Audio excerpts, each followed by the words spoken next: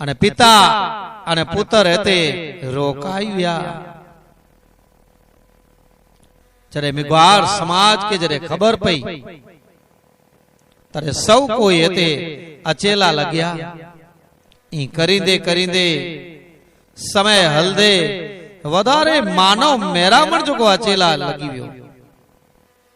आखो दिवस धर्म ज्ञान शास्त्र तप जप अने क्रियाओं थियेला लगी वई।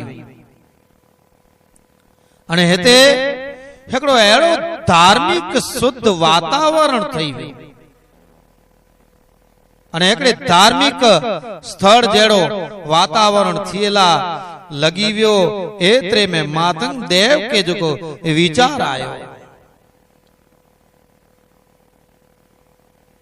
अने विचार हन यादगिरी रूपे आयो।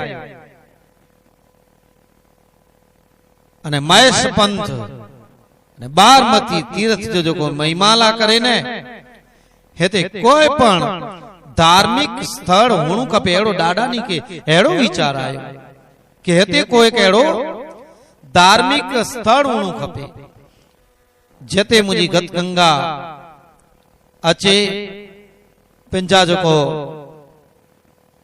दुख जो को गाय जीवन जी शुद्धि करे जातर पुखातर थी एड़ो एकड़ो धाम होणु खपे।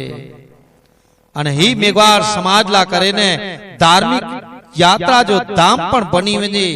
अने एन उद्देश्य थी श्री मातंग देव अने लुणंग देव पुरनाय नदी जे पासे डूंगर मथे धार्मिक तीर्थ जी जो को स्थापना करे जो नक्की करे।